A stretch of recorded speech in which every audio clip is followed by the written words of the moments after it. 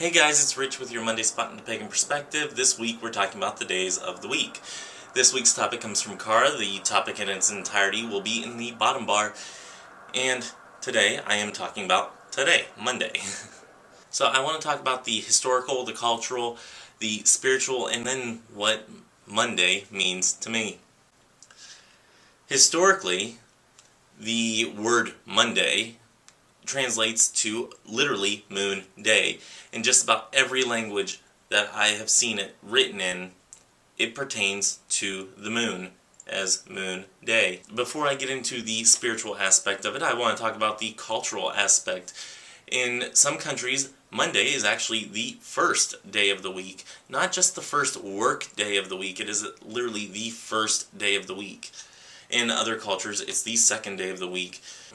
So you really see a difference depending on what culture you're in as pertaining to what work day it is or what day of the week it is falling on the calendar. So now getting into the real nitty-gritty of the spiritual aspect. In the Jewish community, it is a day of fasting, a day of reading the Torah. In the LDS community, it is a day of reconnecting with family, much as what in the US, I think, would more likely be attuned to Friday for most of us. Instead, in the LDS community, predominantly Monday is the day for reconnecting with the family. The early Christians were actually told not to have the Jewish tradition follow into their practice. So instead of that being the day of fasting was switched to Wednesday, and Monday became the day of connecting with the angels and being in joy of enjoying the angels communing with you and you with the angels and working with them on that aspect.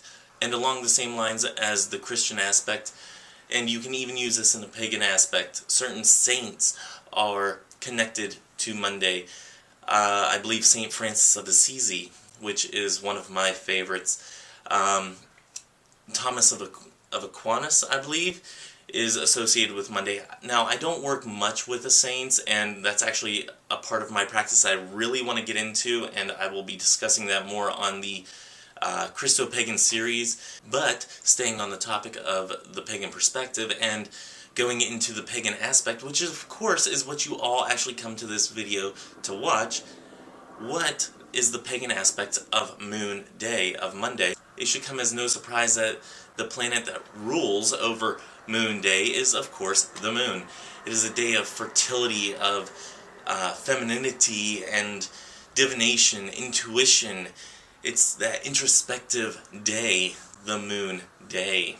So what does all this mean to me? And the way that I practice in my practice is not a whole heck of a lot.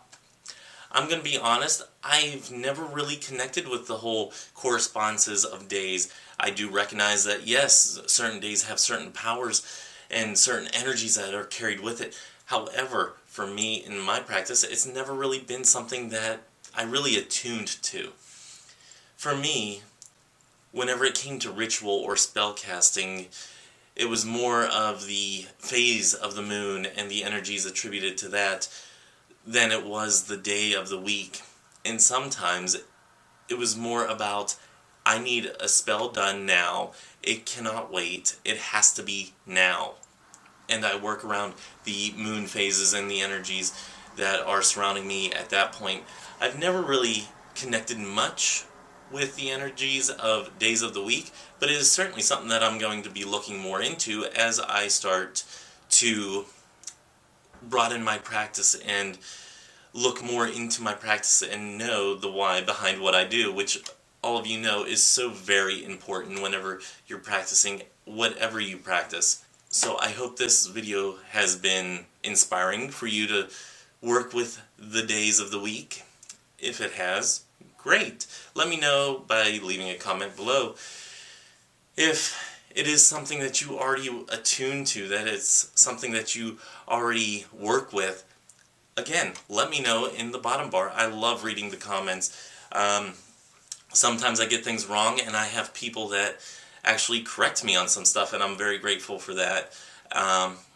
Sometimes it's a miscommunication on certain phrases or words that I use, and I enjoy reading your comments whenever you're even just correcting me or telling me, hey, great video, whatever. So I enjoy reading the comments below, so go ahead, leave the comments below. On another note, as I said before, the Christo-Pagan series is something that is back in the swing of things with the 40-day empowerment journey being completed.